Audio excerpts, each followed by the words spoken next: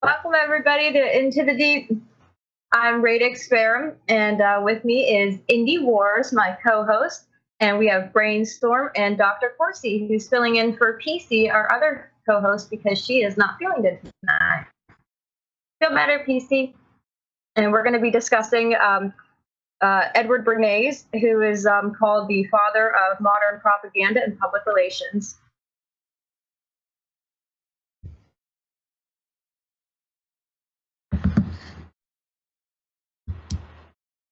And so I'd like to read just to get us started, the definition of propaganda. And this is from the Business Dictionary. It's a message designed to persuade its intended audience to think and behave in a certain manner.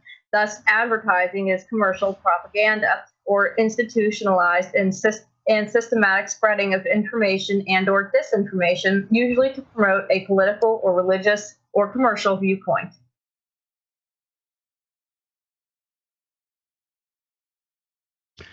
So we have an image here to show, it's a quote from Edward Bernays.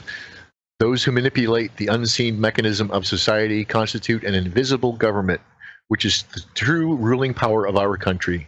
We are governed, our minds molded, our tastes formed, our ideas suggested largely by men we have never heard of. In almost every act of our lives, whether in the sphere of politics or business, in our social conduct or our ethical thinking, we are dominated by the relatively small number of persons who understand the mental processes and social patterns of the masses. It is they who pull the wires that control the public mind.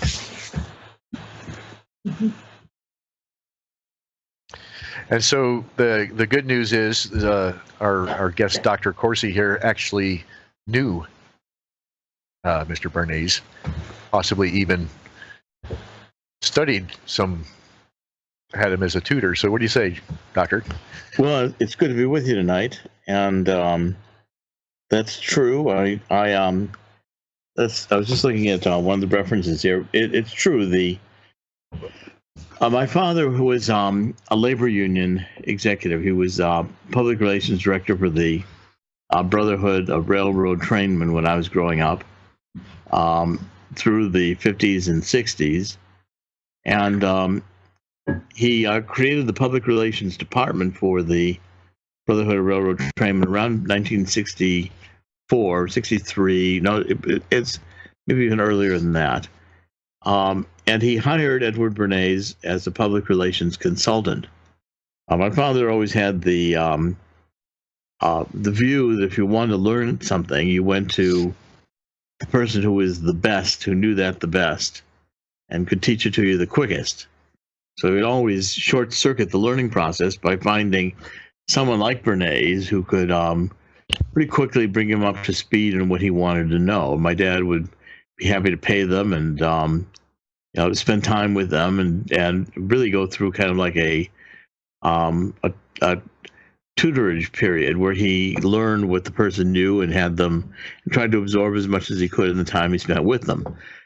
So, I was a kid at this time when I was just finishing college. I graduated from high school in 1964 and began working my way through college, really in public relations. I was able, through my father, to get a job with Edward Howard and Company, which was one of the oldest public relations firms in the country in downtown Cleveland. And through the summers, really, and then in my senior year, I worked almost full-time the entire senior year with Edward Howard and Company. And this was a period of time when I was an undergraduate. I had written 3 books. I wrote a couple of books with two professors who were at the university. I was one of those kids who would write a term paper and the professors would ask to publish the papers with, they would at least offer to co-author them with me. So, at 18, 19 years old, I was co-authoring papers in academic journals with these professors. And we were writing largely upon political violence. This was the time when the race riots were occurring. We were in Cleveland. The race riots had occurred in Huff in 1965 after the riots in Watts. And through the 60s, the cities were almost every summer going through a whole series of race riots. It was quite a national crisis, and I'd been very involved in figuring it out and studying it and understood it as an undergraduate.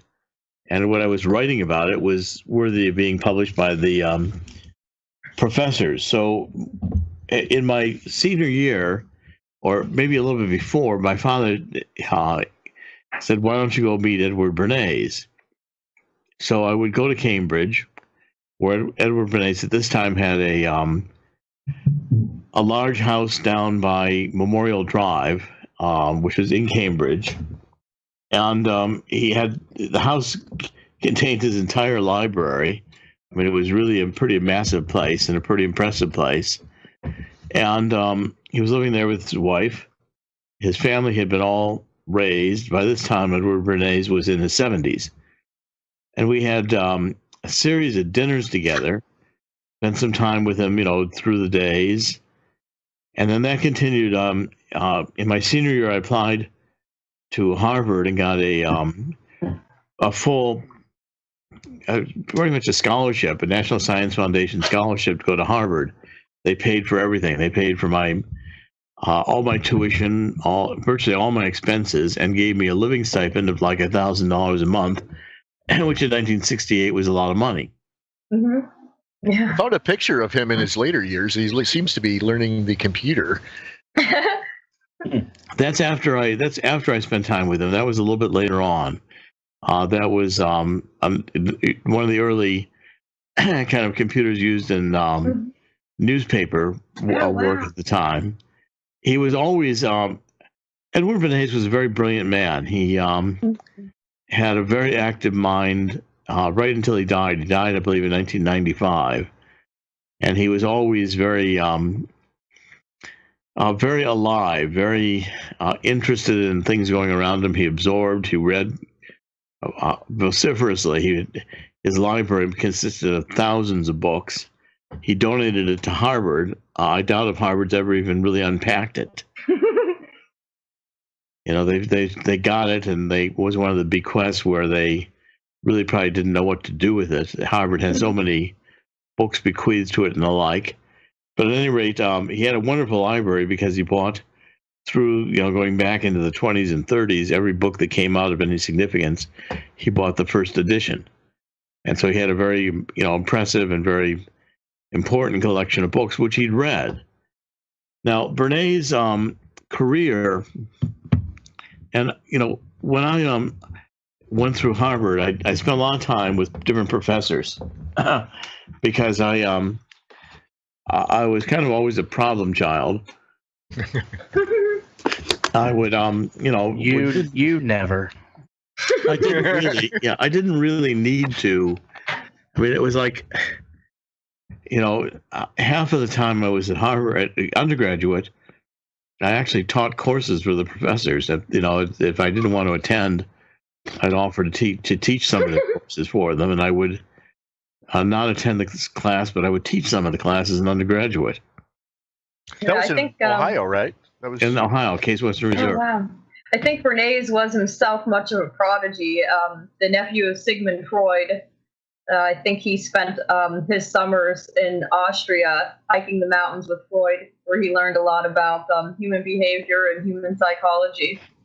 And from a very early age was pretty much extremely interested in what I guess perhaps what his uncle was doing, and just showed an interest in learning everything. And well, there was no doubt. I mean, there was no doubt. See, Freud was into the psychology of that. There was a subconscious element to what we do as human beings, and the subconscious was probably, in some ways, the most important but least explored aspect of our psychology, and it had several characteristics. One is that it kind of combined us as human beings at a level that was not conscious thought, but yet formed a bond between human beings that, you know, was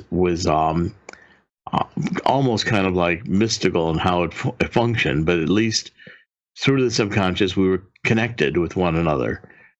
Secondly, he argued that the subconscious had a large sexual contact, and it was largely repressed by civilization. That one of Freud's most famous short books was Civilization and Its Discontents, which he argued that society largely repressed these basic sexual impulses, which were not confined to monogamous relationships, and that society needed, for the raising of children, to confine sexuality to structured forms which were not inherently natural to the sexual impulse itself.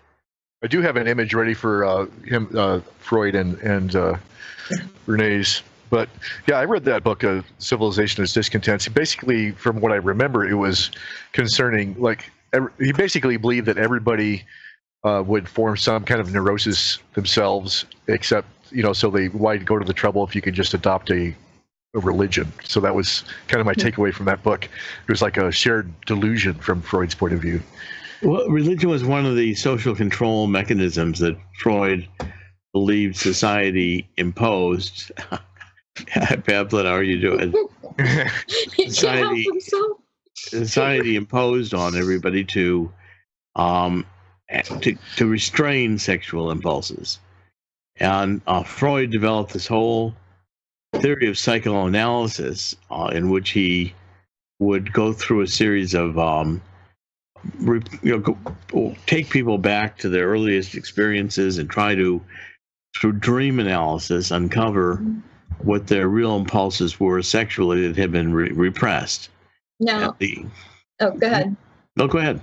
I was going to say, I think that Bernays probably drew heavily on that for the PR and advertising he did in later years, was understanding those subconscious impulses or urges and drawing on that. Yeah, I mean, Bernays took that idea. And another big impulse and influence in Bernays' life was really the World War I. Bernays, as a young man, had been coming really into his working years in New York, just as World War I was coming on. He was in the early stages of his marriage, which was lifelong, by the way. He had a very good, long-term relationship in marriage to his.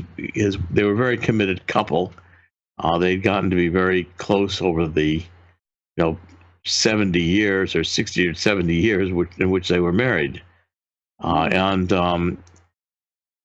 Bernays, I believe, always felt like when in World War I, when it came about, this Wilson formed what he called this Committee on Public Information. And he got George Creel, Creel, who founded it.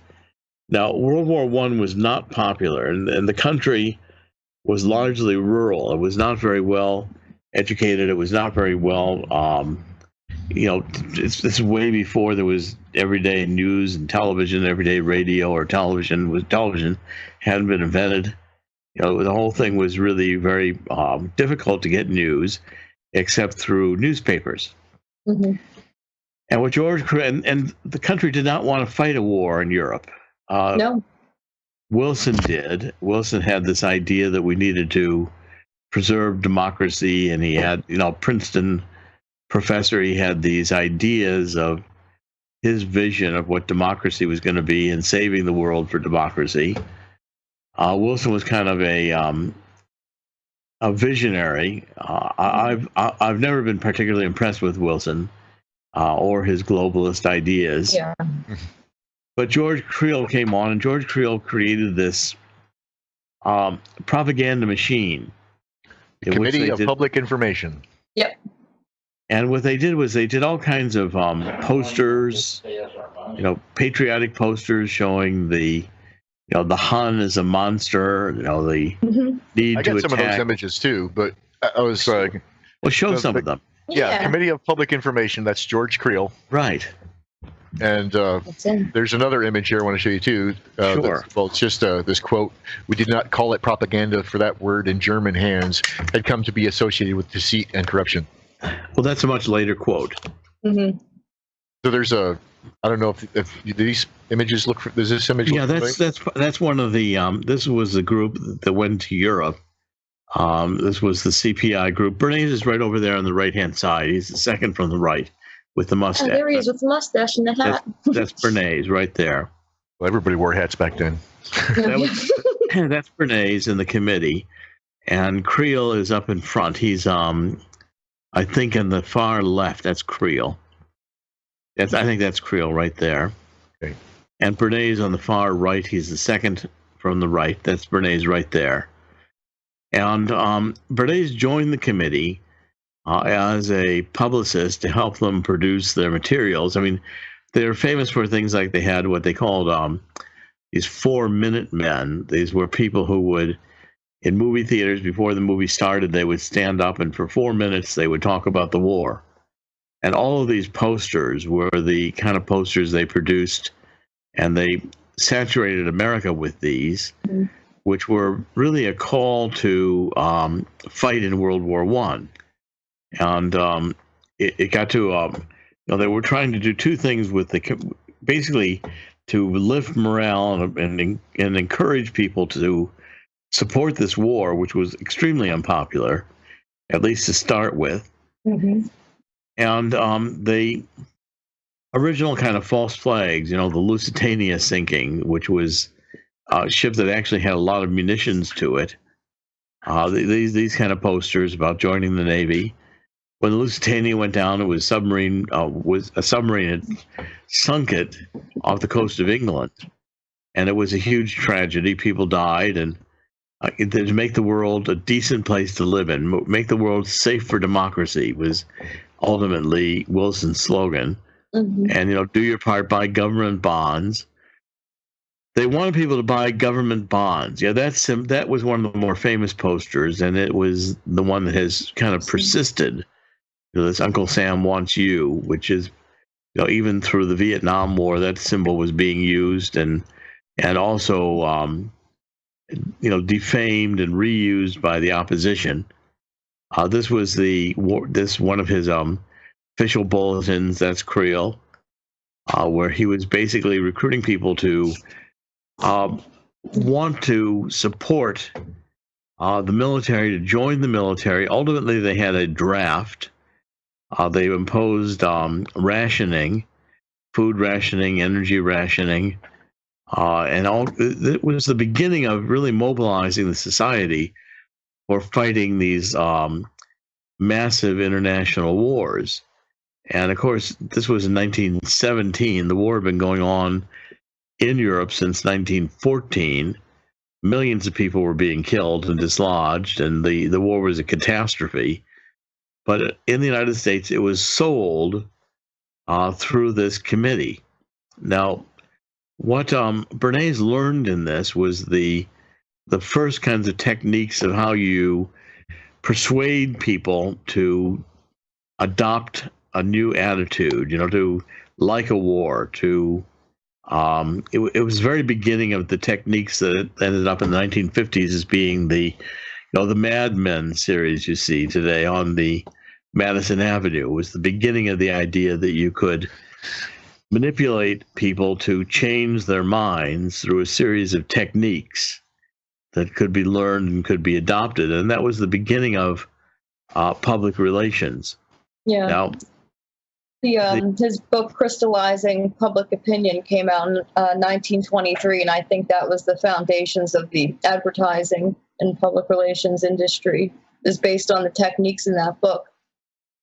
Oh, well, that's that's correct. No, that's correct. And Bernays has 2 or 3 fundamental ideas. One is he believed that a small number of people were kind of like influence makers. These were the people who would be shaping public opinion. and they may largely be unknown. You know, they wouldn't be necessarily recognized, but they would shape public opinion. And that's his phrase, the invisible government, right? Yeah. That's invisible government, or the invisible, the invisible force behind public opinion. Mm-hmm. In other words, as people formed ideas politically, they were being influenced by an unseen small number of people who initially propagated the idea. Yeah. And that idea then took hold in a population as a larger group through these unconscious or subconscious processes. Where so the first part there, you got the technocracy, right? Isn't that what that is? Is like the idea that the elite can kind of control everything, and you know, the little guy doesn't really know what's good for him and all that stuff. So he's just going to have somebody tell him what to do. And in a sense, let me pull the book in front of the shelf for a minute. Let me see if I have, Crystallizing Public Opinion. This is one of the original, this is, I would love your library. well, this is not a first printing, but it's one that Bernays gave my father a whole series of books, and this was one of the ones he gave to him. And he said basically, he wrote a preface to the new edition. He said it was written in 1923. It became the first book-length discussion of the scope and function of the professional public relations, and as practitioner, the Council of Public Relations. In it, I described an activity which concerns itself with the relationship between an enterprise and the publics which it serves and on which it's dependent. Good public relations depend on an action which results in social behavior by business and other activities, and thus the establishment of a cooperative relationship with the public. Council advises on, and to some extent directs and supervises activities which affects the public. It interprets the client to the public and the public to the client. His function is to bring about adjustment and understanding between the enterprises and the people on whom they're dependent. He gives advice on the formulation of attitudes and actions which will win public favor, and procedures by which they may be brought to public attention. Okay, now, what he was doing essentially is trying to understand the relationship between this kind of herd mentality, which they had in that time as an idea, where people kind of grabbed onto an idea as a group, and it swept through the society and became a conventional idea, became accepted. Bernays was a intellectual antecedent to a group of writers who had been studying mobs. Le Bon was a French writer who had studied mobs. And what they become aware of was that there were these abilities to create in large numbers of people a idea that had a impact far beyond what an individual could have, and that the group thinking, the group idea, formed kind of a conventional consensus that was then almost like a mob idea. Mm-hmm.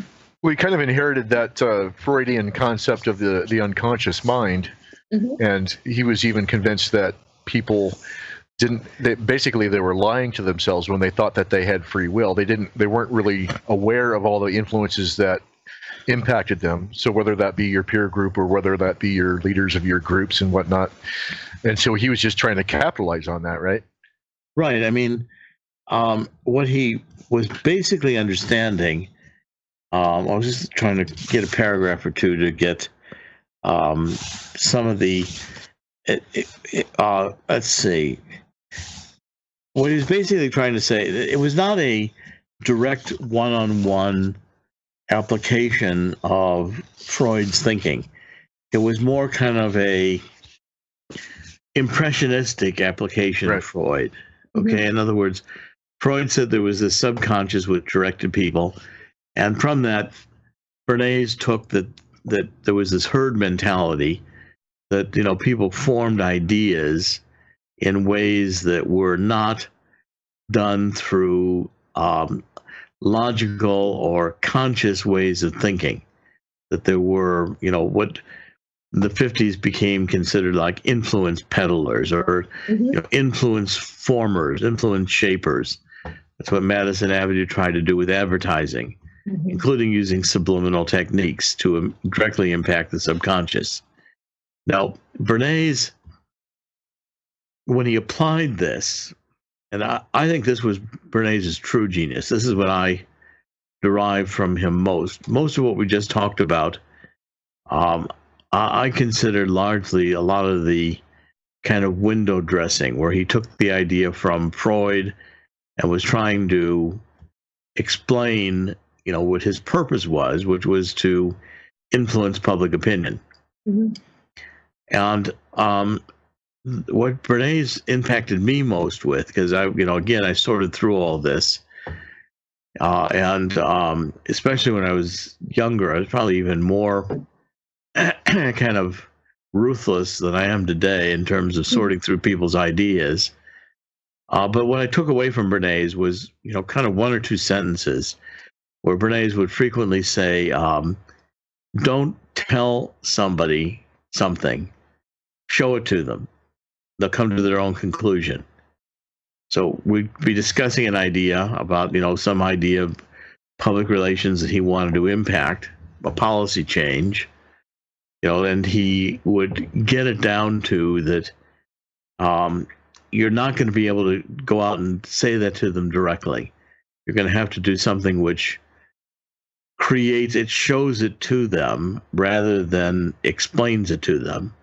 Okay, so for instance, when Bernays was hired by one of his more famous campaigns, he was hired by tobacco companies that wanted women to smoke because they wanted to expand their marketplace. And in the 20s, women were not smoking. Right. It was considered not to be feminine. So the Bernays did a couple of things. He went out to Hollywood and in New York, and he paid famous people to be photographed, women to be photographed smoking in public. And one of the Easter parades in New York City, which used to be a big deal, people would dress up and parade down Fifth Avenue on Easter. He paid women to be smoking. Have an image for that? And it was during the suffragette movement, and he considered them to be torches of freedom, that they were an assertion of a woman's independence, that she could smoke. And this was considered chic. Okay, but see, the point was to convince women to smoke. He didn't run a campaign talking about it. He created a campaign where he showed it. Yep. Like in a context in which people got it. I mean, the bacon, eggs, and was not considered to be a traditional American breakfast. Americans ate very, a slight breakfast. The English always had big breakfasts, baked beans, ham, some kind of meat, eggs. I mean, the British always, the traditional classic British breakfast was always a very big meal, but it was not a traditional American meal. And the makers of bacon wanted to find a market for their product, so Bernays introduced bacon and eggs. And he went and he got medical doctors, to say that this was healthy and that it was good to begin the day with a hearty meal. And they argued this, and he began to present bacon and eggs together, and that's how it happened. I mean, that's why today we still have the idea. We all eat bacon and eggs for breakfast. And again, he got the assignment because a baking company wanted him to, essentially figure out how to sell their product to a bigger market. How to break into the American market.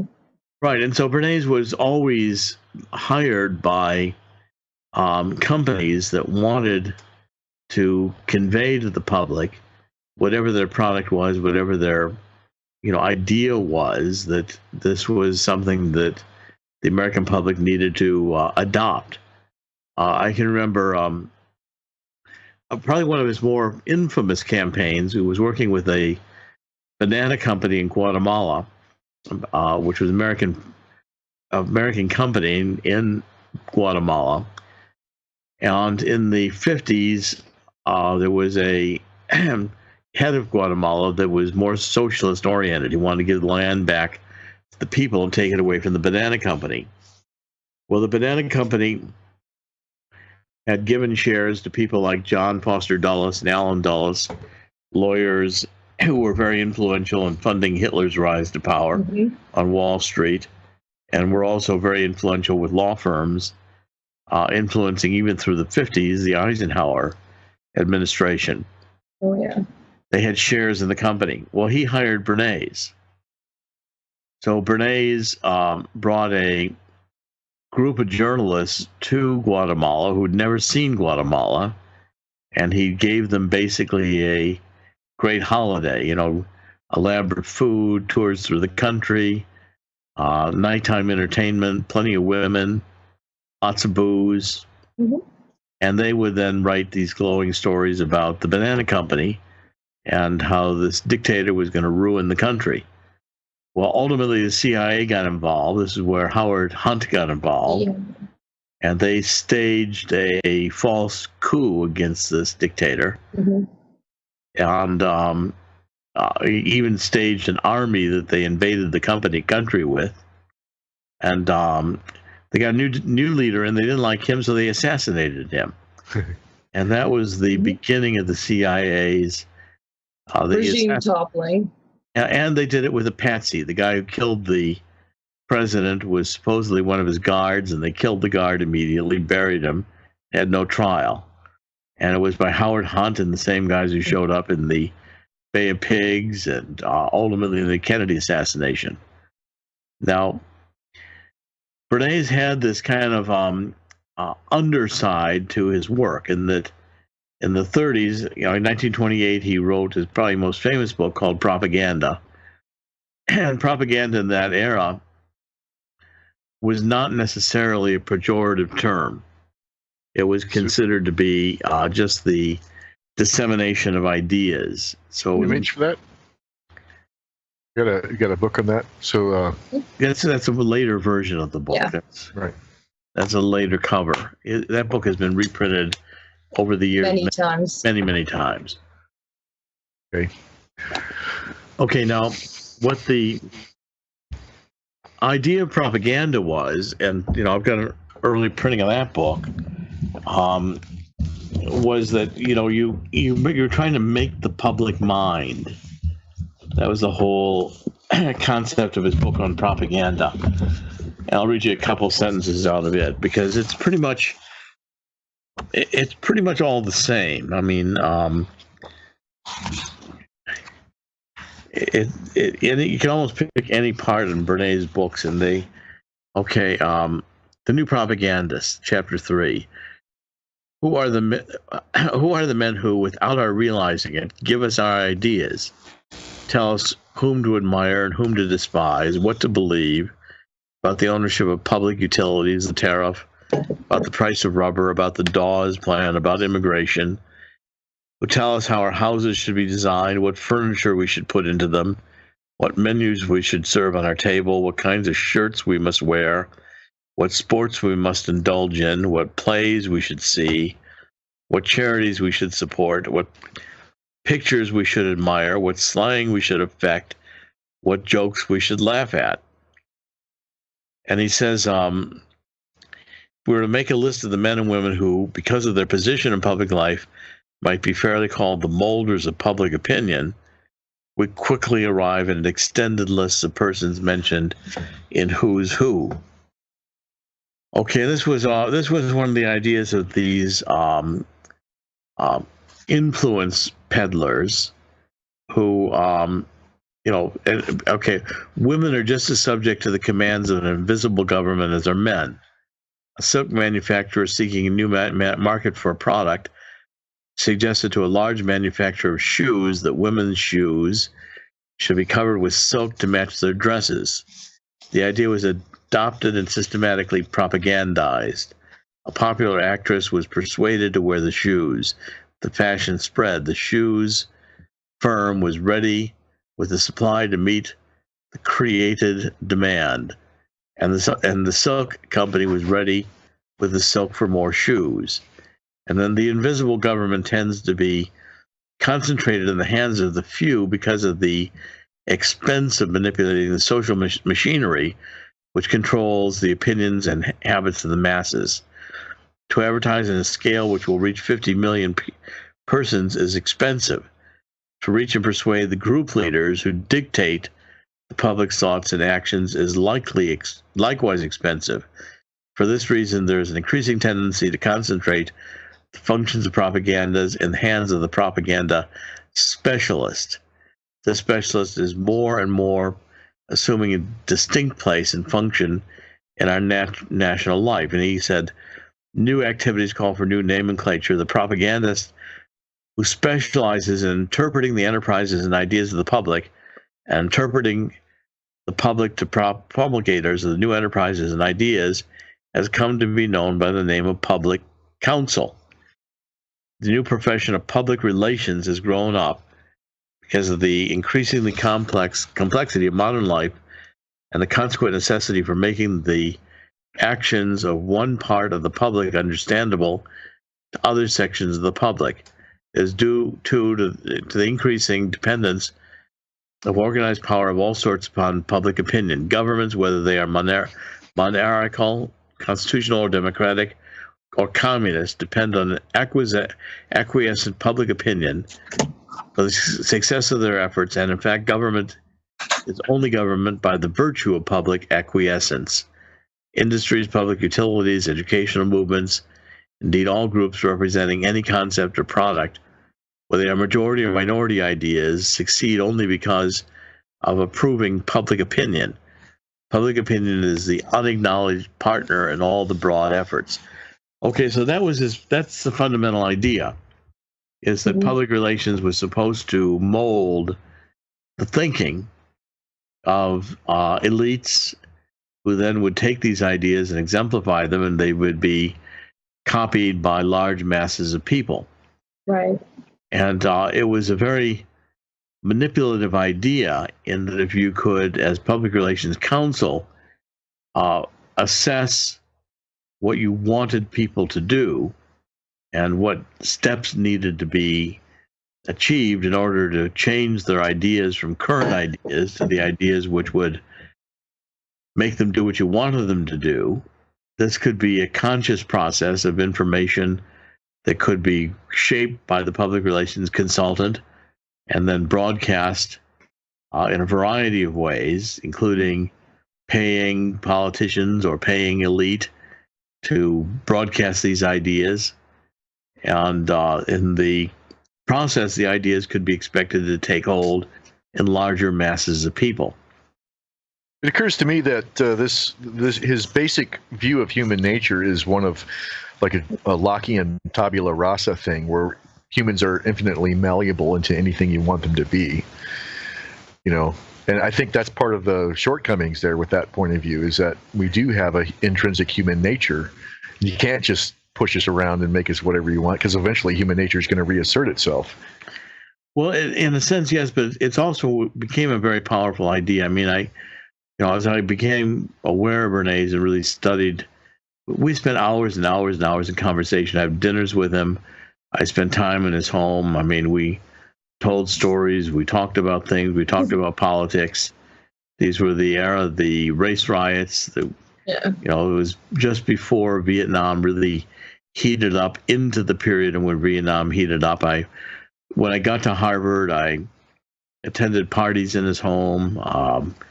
I actually spent quite a bit of time with Bernays over the years. Certainly the years in the late 60s, early 70s. And I learned quite a bit from him. And we would discuss issues like, for instance, my father was railroad industry and Brotherhood of Railroad Trainmen. Well, in the 50s and 60s, the railroad industry was undergoing massive changes in America because the airlines were coming on.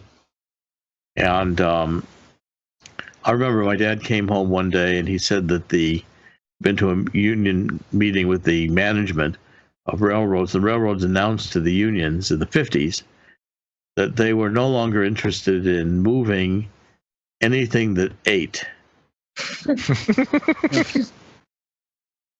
Okay, and that meant, I said, well, what about cattle? He said, well, they don't feed cattle.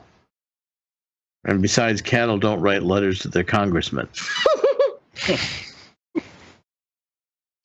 So the railroad industry decided they were going to get out of people moving, and that it was too expensive, too difficult. People were too hard to take care of. And train travel through the distances in the United States, they could see already in the 1950s, was not going to compete with commercial airlines, which were in the 1950s fairly primitive. But that the airlines would expand to something like what we have today. And if people wanted to go from New York to California, they'd put up with being stuffed in a tube, breathing recirculated air, and worrying about whether or not the plane was going to crash. As long as the plane rarely crashed, and you could get to California in 6 hours, as compared with train travel, where it might take you 3 days, and travel through a lot of cities where the trains changed, and it was just kind of a mess. Now, in the 50s and in decades prior to that, largely in the 40s and through World War I, where people were moving more into the cities, train travel had kind of an elegance to it because you were traveling on it for several days, and it was a great opportunity to be in the dining cars and the bar cars, and a perfect opportunity to get a little bit of a bender on, to eat a lot of food, and probably have an affair with somebody if you could hook up with the appropriate person of the other sex on the train. So it had a little bit of a romance to it, and was kind of a, when people were being moved through World War II, coming from farm communities, going into training, and then back home for furlough before they went overseas to fight, train travel had kind of a romance to it. But by the 50s, the train travel was becoming kind of shabby because the railroads weren't putting the money into it. They decided not to put the money into it. They were just going to move freight. Okay, now, that was an idea that the railroads couldn't change. And when they worked with Bernays and did all the academic studies of it and tried to figure out how they could change these ideas, it was apparent in the 50s that the only routes that were going to be profitable for trains were maybe 2 or 3 routes in the entire United States. And actually, it came down to the Northeast Corridor, which would be the route between Washington, New York, and Boston. And that still today is the only potentially profitable route in the country. And when it's taken over by Amtrak, that's another disaster because the government has come in and completely ruined it. Yeah.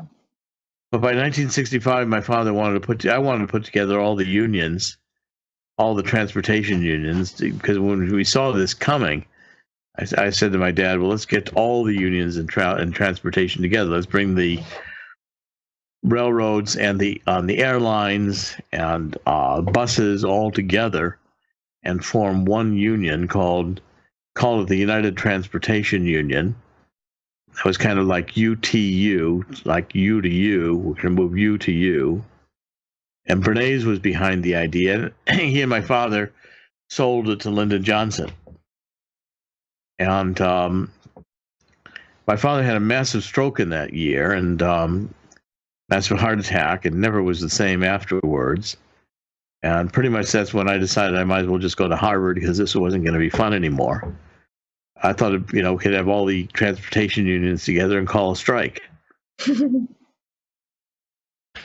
So you're knowing this guy personally. I mean, what I'm curious about with that book, the propaganda, and I didn't read the whole book. I confess that, but just I read through it. I read the key part to it. The rest of it elaborates that idea. Mm-hmm. But the part that really struck me when I was skimming is that he didn't really seem to have any sort of positive moral system that by which he lived his life. So, I mean, and knowing him personally, did he strike you as somebody who's unethical or maybe lacking conscience or something? Well, I mean, we had discussions about that. I would say to him, look, first of all, when he wrote Propaganda in 1928, Himmler wanted him to come over to Germany to help out with Hitler because Hitler was on the rise to being chancellor, but he hadn't made it yet. And of course, Bernays was a Jew, and he wasn't particularly interested in helping Hitler. He'd read Mein Kampf, and he understood what Hitler was proposing to do. Mm-hmm. Although in 1933, it was not apparent that Hitler intended to do what he did. The Holocaust was not immediately apparent. At any rate, Garibald took his ideas and applied them as you can just tell a big lie. Mm-hmm. And his lie is big enough and bold enough and repeated enough. Yep. You can convince people that the Jews were the reason Germany lost World War I. And you can use this as a political movement, and you can basically get the educational systems and the cultural systems and the public thinking around, and they embraced the idea of eugenics, which were Margaret Sanger, eugenicist. Planned Parenthood is based on eugenics. They wanted to kill black babies because they thought they were inferior. Henry Ford was in on that movement too, right? Henry Ford and Hitler, they all bought into the eugenics movement because they thought it was going to create a new generation. And the Nietzsche was very popular at this time, and they were all buying into Nietzsche's beyond good and evil, and that you could create a Superman, you could create a super race. And they all bought into this idea. Now, I would ask Bernays, I'd say, no, Bernays, if you hadn't written what you'd written, what do you think your ideas got applied this way? And his answers would typically be, once you discover a powerful psychological technique that affects people, it can be used for good or evil. And, the technique is still there. What he discovered was the subconscious route to forming public opinion and how to manipulate that. That could be manipulated for good or evil. And so I spent a lot of time. In fact, my current book, Killing the Deep State, in which the last third of it advises President Trump how to beat what I take to be a propaganda attack, namely, the Russian collusion. One of the first premises is you can't beat a propaganda attack with the truth. So, which is kind of ironic, but so had I not studied with Bernays, I would not have been able to write Killing the Deep State the same way. But it had been, my kind of abiding interest in Bernays on the ethical question that forced me to ask him a bunch of discussions about what do you do? So he said, well, as soon as you understand it can be used for good or evil, then you've also got to understand the techniques to reverse it. In other words, if you're going to deal with the subconscious process of forming public opinion, and you see that it's going in a direction that you consider to be evil, or that is intrinsically evil, then you've got to be able to apply techniques to dissuade people from going down that path. Okay, and so that became another discussion. And I apply that in the book. So first of all, the idea that there's Russian collusion, well, if you say there's no evidence of Russian collusion, which President Trump has attempted to say, they say, well, we just haven't looked far enough. We'll look more, and then we'll find it, or we'll invent it. We know it's there. See, largely the Democrats went down this path of assuming that they had a special counsel, they'd find collusion, because they had to believe it was there because they couldn't accept that Hillary lost any other reason. Now, they didn't have proof of Russian collusion, but they had this subconscious psychological determination or conviction that they just appointed a special counsel, they'd find evidence. Yeah. And so they proceeded down this path. Now, convincing President Trump is not sufficient to say it's a lie. You've got to figure out, well, how do you undermine the lie? Mm-hmm. And the way you have to do it is you've got to attack the credibility of those who are advancing the lie. And so my technique on that, which I've been applying and been working on, behind the scenes and working on it with President Trump pretty indirectly, is to establish the basis of showing the criminality of the people in the Department of Justice and the FBI who wanted to get Trump. Right. Once you have, Strozik and Page writing these 10,000 messages about hating Trump, and by the way, the secret society. I still don't know how they had an affair after they were writing all these messages. I don't know when they had time to have an affair. And their secret meetings and everything. Yeah, I was just going to ask you, how do you see Bernays' techniques being used or built on today? And if you think it's more like propaganda or at this point, mind control, and how do our enemies use it against us? How could we recognize it when it's being utilized? And I think that's where, the engineering of consent comes in and things like that. Well, see, what I'm saying to you is that there are specific techniques which you've got to employ. If somebody's advancing the idea there's Russian collusion, you can't deny it and win the argument. Yeah, we've tried that. How do you combat that? That doesn't work. So you can't beat propaganda with truth. I formulated that, I believe, is my first corollary in the book. In fact, I did. This was in the back of the book. As I get to this is the Killing the Deep State book. Okay, and so I talk about the deep state propaganda and the Russian collusion narrative, and I say propaganda rule 1 is any facts that disprove the disinformation being false or rejected because the investigation is continuing and proof might yet be found. Okay, so you can't say it's not true. Second, number 2, anybody attempting to disprove the truth of the disinformation meme is targeted for ridicule as part of the conspiracy theory. So if you say, for instance, that this is a ridiculous argument that's made by the Democrats, you're just going to be part of a conspiracy theory. Right. Argue that, okay, so to win it, first of all, with the propaganda campaign is going to be defeated by the passage of time. Public loses interest in the disinformation narrative if no criminal convictions are achieved. No results from it are achieved. No. And secondly, you basically realize the presidency has enormous powers.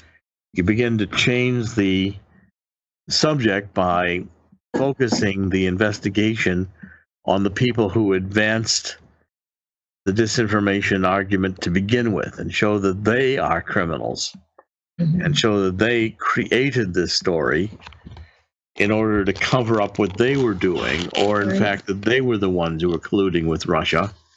And like Hillary and Podesta did, I devote a chapter of the book to proving that. So that now you've undermined the credibility of those advancing the argument, and the public is tired of the argument. Now the public is ready to turn on those who created the argument, namely the real criminals. So it's a very subtle game, and it's very subtle. But is there a way to abstract that general principle in terms of how what is the mechanism, the psychological mechanism at play right there? Psychological mechanism is fundamentally that you are dealing with kind of herd mentality thinking, and that once an idea has been propagated by the mainstream media and that they are advancing the idea there's Russian collusion. Look at how every day MSNBC and CNN take every little piece of anything that Trump does and they advance it into a new chapter of the Russian collusion theory. Yeah. Same way that in Germany, 1930s, they took anything that happened and built a story about Jews being responsible for the calamity, the bankers, the Jews, the money. All this was part of the Weimar Republic's suffering through the reparations being demanded at the end of World War I. Blamed it all on the Jewish bankers. And that became the public story, the public, whipping boy. And the only way you could defeat it, basically, is by, the demonstration that saying, well, there's no truth to it. They say, well, either you just don't understand Jewish bankers. We haven't looked enough. We'll find them. Mm-hmm. We know it's true. And then the only way it gets discredited is when you demonstrate to the world what the results of this thinking are. And if it results in Holocaust and concentration camps, and you begin to see the manifestations of it, the normal human being is going to say, I'm not so sure that's a good idea anymore. They're going to consider an alternative idea, an alternative hypothesis. And the alternative hypothesis in World War II would be, we're going to have to defeat these Nazis because they're, totalitarian monsters. After they kill the Jews, who are they going to kill next? Right. But he's like working with this group psychology more than individual psychology. So like this idea that the unconscious mind is in some sense like the way that we imagine others to perceive us, and working on the way that we imagine them to live their lives and things. So it doesn't have anything to do with like any reality necessarily. It's just what we believe that to be and how we should expect ourselves to conform to that sort of group, that herd mentality, right? Yeah, most of these ideas that move large populations, large groups of people, are not fully rational ideas. They're based in part on fear. They're based in part on impulses or anything that makes a person feel good or superior. There's any number of examples of it. I mean, certainly the psychology that led to the Cold War, what the Democrats are trying to do right now with demonizing Russia. Mm-hmm. All of this ultimately has negative consequences. You've got to be able to come back and say, look, like Jack Kennedy said when he gave his American University speech, when he realized in the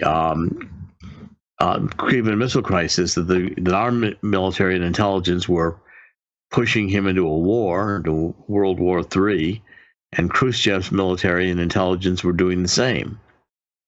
And he began breaking through them. I mean, this QAnon phenomenon to me is particularly interesting because you've got a very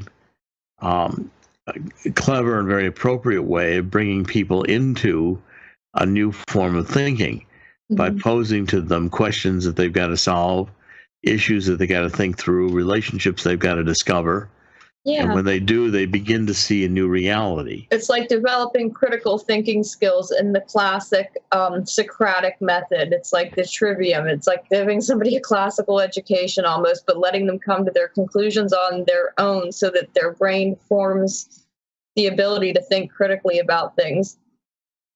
Precisely. And if it's done by someone whose intentions are good, who's, really trying to achieve things that have to do with human freedom or justice or any of the fundamental values that have been eternal in human existence, then it can be a very positive force for good. If it's done by someone whose goals are Luciferian in nature, it can be resulting in something that's particularly evil and particularly destructive. So, but these techniques are fundamentally the same. The techniques of molding and shaping public opinion, of impacting people. And so, in everything I've written, everything I've done, Bernays has been a very major impact on my life. He taught me an enormous amount. I don't think I would be nearly as effective in public, Unfit for Command, which I wrote with John O'Neill. I said to John from the very beginning, we needed a book. That was one of Bernays's points. Bernays said one day, you can't have a movement without a book. And I said, why? He said, well, where would Jesus Christ have been without the New Testament? Nobody would have known anything about him. You had to have a book. It had to be written down. So human beings are impacted by writing it down. If Hitler hadn't written Mein Kampf, it would never have been Hitler. And you have to have a statement of it. So, the Common Sense pamphlets by Thomas Paine, the writings of our founding fathers, these were fundamental to beginning a movement. And then Bernays would say things to me like, he'd say, how many people do you need to have a movement? And, we'd argue about it. We'd go through discussion. He said, well, I asked him, what's your answer? He said, well, how about 12? And I said, well, why do you think 12? He said, well, Jesus Christ changed the nature of the world with 12 apostles. And he didn't have any printing presses. He didn't have any television. He didn't have any radio. All he needed was 12 people. So if Jesus Christ could do it with 12 people, why are you complaining you can't get enough press? Why are you complaining that you're alternative media? He said, that's all you need. If you use that effectively, you can change the world. You hear that, everybody? Yep. We got more than 12 people watching us. Yep. So, get on the ball. And that's why, again, Q is, I think, so impactful. And I try to make the point every time I can that Q has said repeatedly that the movement is about the anonymous. It's about those who are listening. That, where we go one, we go all. It's got to be your voices that make the difference. And that's a fundamentally important point in how you move public opinion.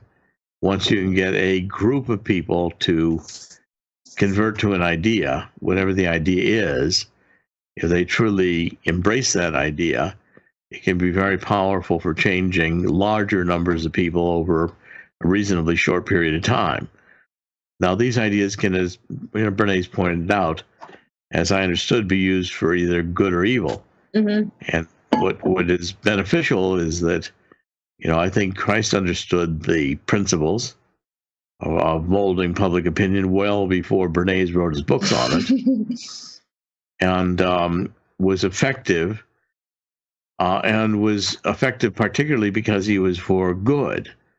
Yeah. But, you get a group of people out in California and Silicon Valley who are essentially Luciferian in their whole approach to life, and they can create a social media whose goal is to enslave people through their, willing submission of information about themselves through the social media tools. And for us to combat it, you have to point this out to people. Now, to be effective in human communication, you've got to get ideas down to like one sentence or one idea. And so I've spent a lot of time thinking about it. And my current one for explaining to people what social media are is that it's the desktop, it's the front interface for the intelligence agencies. Yeah. So all you're doing is you're typing your own information into their database. Yeah, that's right. And they can see everyone you associate with. They have geolocation. They know where you are pretty much all the time. And I think that it's interesting to go back and look at these historical figures and their ideas and see how you can utilize that to take out the deep state now. to kind of almost use techniques that they have, I don't necessarily want to say hijacked or whatever, but perfected for their agenda, and kind of use them to fight back. Because, like you say, like, telling the truth doesn't necessarily win in the propaganda war. Somebody's, punching you, you got to punch them back. You can't just go, oh, well, that's not the right thing to do, and here's why. Well, the Sometimes president seems you to have to understand fight this very well. equally.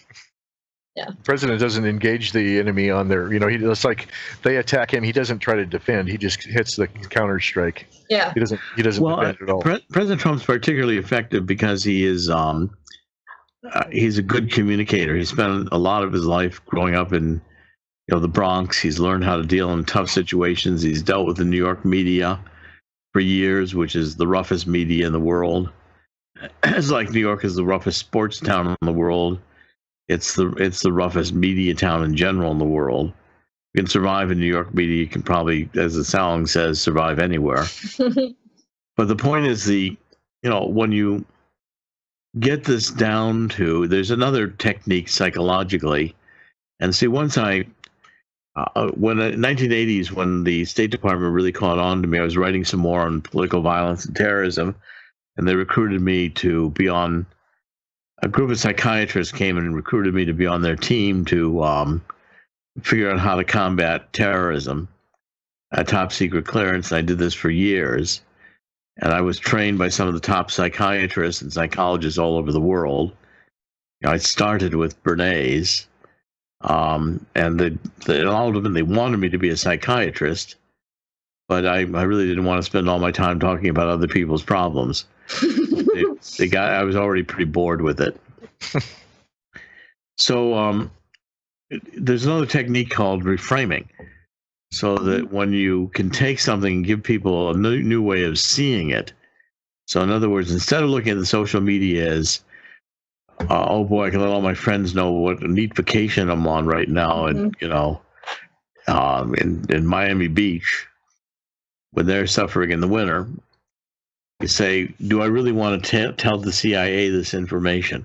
Right. And when you really realize you're just reporting to the CIA and the NSA, is this really what you want to do? Mm-hmm. Now, suddenly, Facebook or some of these others no longer have the same appeal as they might have if you thought you were just communicating with your friends. Right. And so you've got to get, when teenagers realize that this sexting and everything else, which they, think is, really cute and kind of fun, creates sexual images of themselves out there that are going to be around when they're 60 years old. That's right. And can be used against them in any, job or other interview situation that they might be in, where these images are particularly embarrassing or damaging. Mm-hmm. Right. If you can't get that conveyed to your kids, then they're probably going to go ahead and sext. Yep. That's right. You've got to get them to understand. You got to reframe it. Okay, so a lot of what we have to do with regards to the American population is to take the ideas, like, for instance, my take on today's rally in Washington about the Saving a Life rally they just got a bunch of kids to go in and have a party and have some pizza over the idea that they're willing to give up all their freedoms, surrender their weapons, and line up for the concentration camp. Yeah. Right. Well, and I think that just goes to show the state of, like, the American education system these days. It's really just an indoctrination system. They do not teach critical thinking, and they don't even how, in what Hitler did, they always disarm populations before they go in and install totalitarianism. So I don't know why these kids would be celebrating this stuff and lining up to do it. I feel like a lot of these young kids are the foot soldiers of the New World Order, and they don't even know it.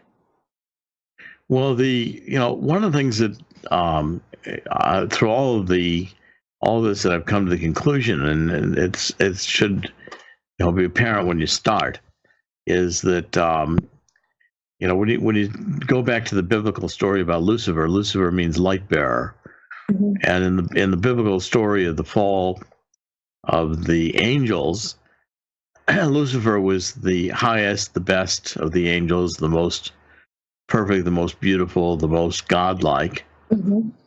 And his whole proposition was that there's things that God doesn't want you to know that I know, and I'll share with you. Yep. And if you come with me, I'll tell you the secrets God's holding from you, that he's holding from you because God doesn't want you to be better than him.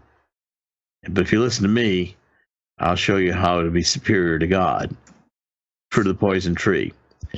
So the lesson of that is that all of these negative or evil or detrimental psychological movements are extremely powerful and are predicated to be powerful.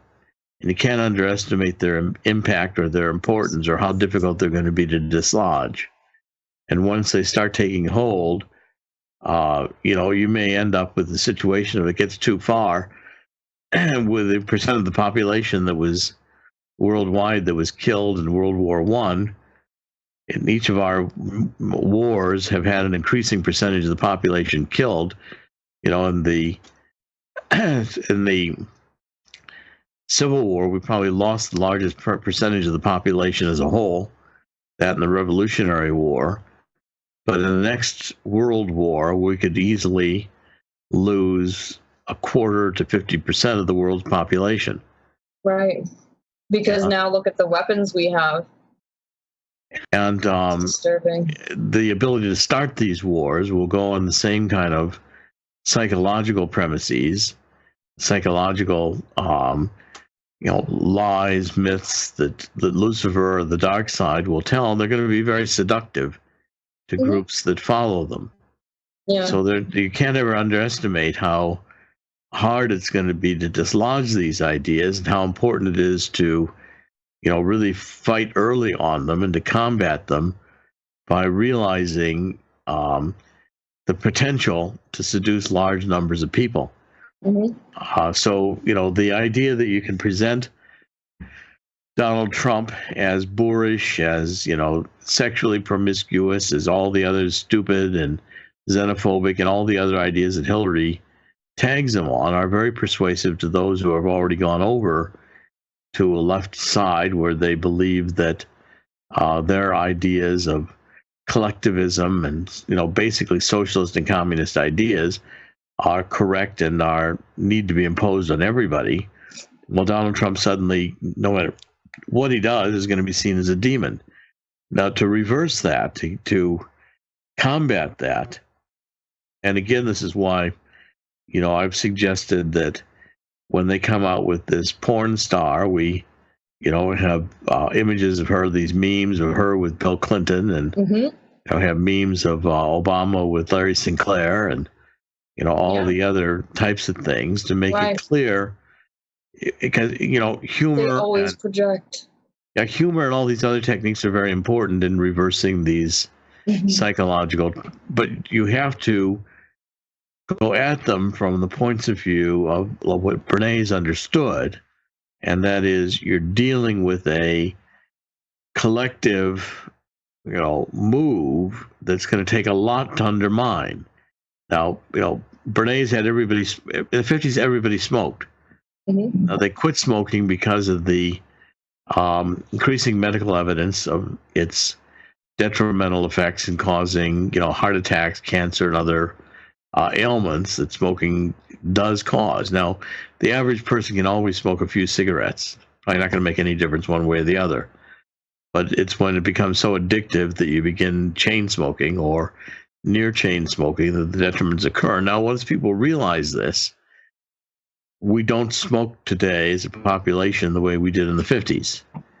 Okay, now that's a fundamental issue where you've reversed a psychology with a set of techniques which are based on undermining the attractiveness of the smoking behavior, where you reframed it. Instead of seeing it as chic or elegant or whatever, you reframed it so people begin to internalize that, every time they're breathing cigarettes, they're killing themselves. Mm-hmm. You begin doing things like and those around them. showing what carbonized lungs look like, how they're black, how they've changed into all these things. And so if you reframe the idea, a person can readjust their behavior. But you're going to have to do this through a series of conscious efforts. And I think the Q methodology, working with Trump, is going to be a very effective way to, as they say, red pill or get an increasing number of Americans to see through the social control message of a shadow government that wants to create a global situation for those of the elite and those of wealth to live a life of privilege while the rest of us have nothing. Or are enslaved in their globalist idea. I've been fighting globalism. I've thought, for the last 25 or 30 years, that globalism was the main issue that we're going to have to combat. And you combine globalism with socialism and communism, and, you've got Lucifer, probably 23.0 by now. So this is the newest idea. And Lucifer will come up with another one. We'll never be finished with this. But we have to be able to hopefully get human beings to understand not only that certain of these ideas are detrimental, but that there are techniques and abilities that can be put into effect to reverse the impact of these negative ideas. In Plato, one of the dialogues, the Gorgias, they're discussing, what is right and what is justice.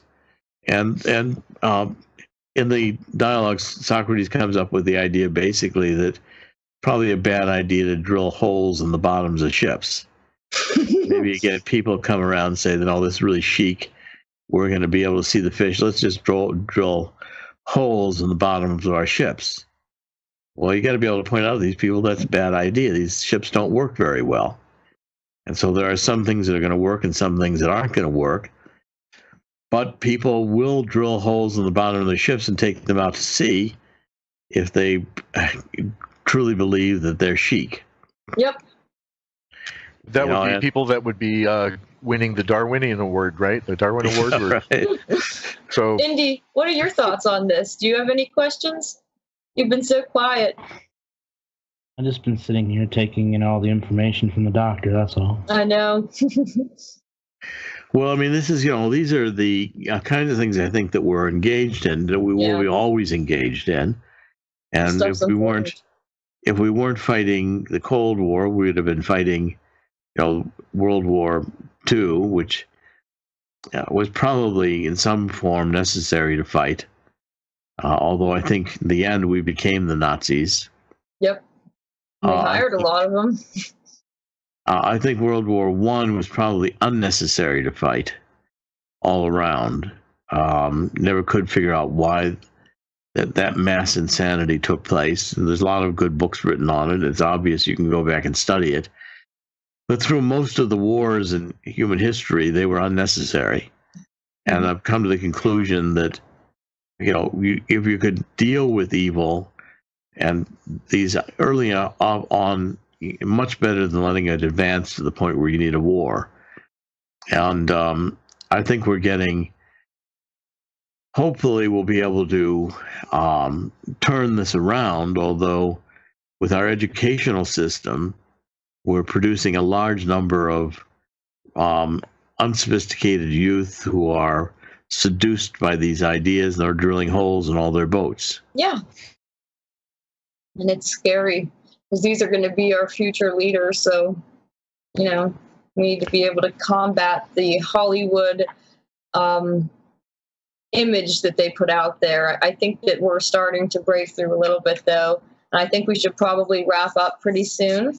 Do you have any other personal stories that you want to end with about Bernays, like a favorite story of him? There's lots of stories with Bernays. Bernays was a very very cultured man. Had great dinners in his home. But always home cooked, but would be very nicely, good meals and very elegantly served.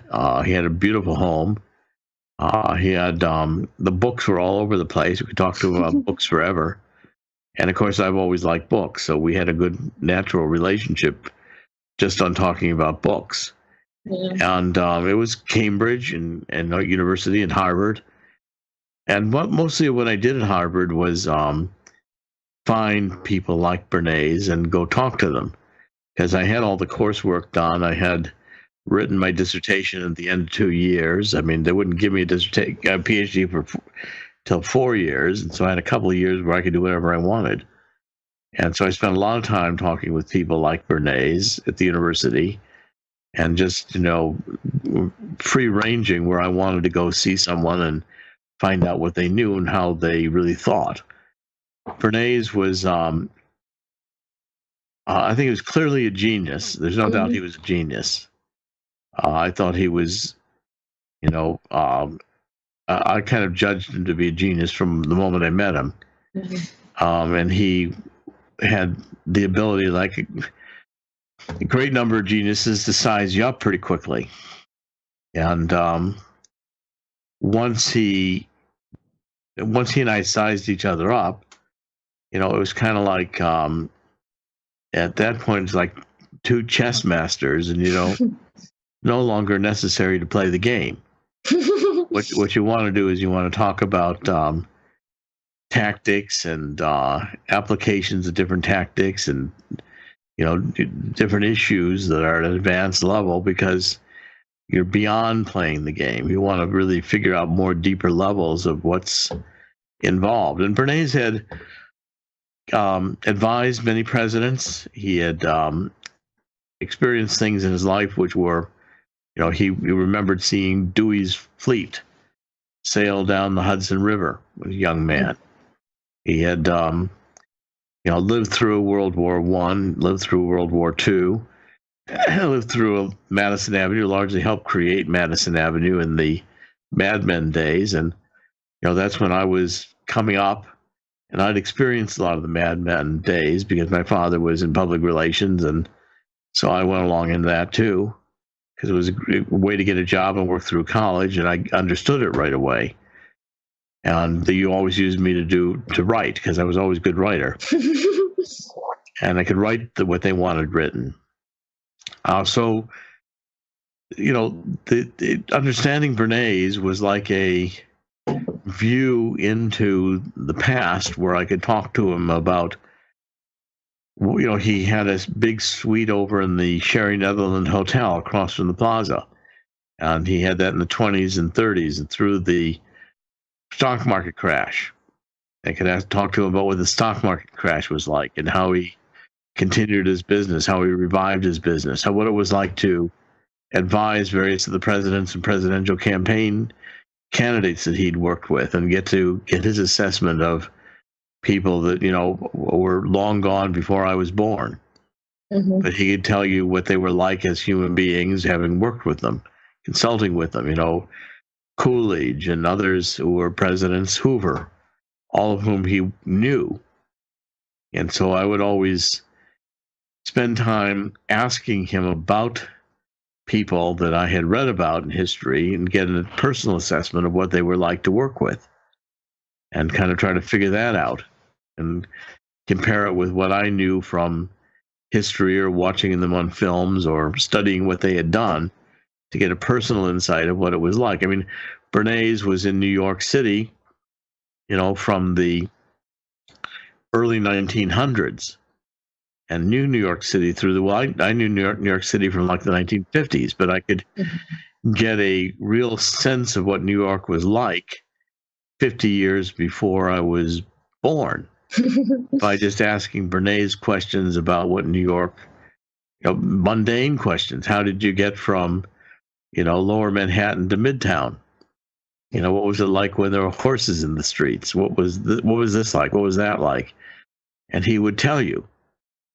And so we'd have hours and hours of discussions about things like that, because I was just curious to see through his eyes what it had been like to live through these periods where Now we know how they turned out historically, but certainly when they were going on, you didn't know how they were going to turn out. I mean, the rise of Hitler. What was the rise of Hitler like? What was it like to be here and experience it? And as a Jew, to know what was going on in the Holocaust and to deal with all of that. And then he had some daughters. What was it like to deal with raising these daughters through the sexual revolutions of the 60s? I mean, we talked about all this stuff. And, and it was through his eyes, because of his genius, he could add an extra element to it that, he always managed to make a living. And the two things he did that I think were so, he brought Caruso to the United States, and he brought Sigmund Freud to the United States. These were two of his major accomplishments, major things he's known for. And both of them were hugely successful because he marketed them. And, Caruso without Bernays or Sigmund Freud without Bernays might not have made any impact at all. Yeah, I think that his daughter had talked about his formative years in the early 1900s that influenced a lot of his work, and that she felt that people had kind of negatively built on it. The behavioral scientists had kind of utilized operant conditioning like Pavlov and Skinner to kind of add a layer of like mind control onto the technique of engineering consent and public opinion and public relations. So I think she said that he kind of gets a bad rap for a lot of things that happened after he wrote his books, and his books were written, in the early 1920s. Like the crystallizing public opinion and propaganda was 1923 and 1928. So I think that's, what are your thoughts on that? What she said? It's probably right. We probably ought to wrap it up now. I mean, go on to it. I also spent a lot of time with B.F. Skinner, spent a lot of time with Talcott Parsons, spent a lot of time with Eric. We could have a show with Skinner. I would love to hear what your thoughts on Skinner. Yeah. We could do all of that. I mean, I spent a lot of time with a lot of them. I spent a lot of time with a lot of psychiatrists that you guys might not know by name, but were very, very influential. We could have shows on all of them.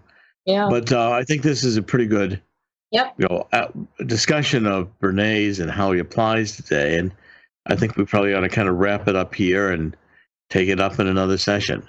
Yeah. Sounds good. So this was an episode on Edward Bernays and the personal relationship that Dr. Corsi has, his anecdotal stories that he can tell us all about. That was very fun, very enjoyable episode.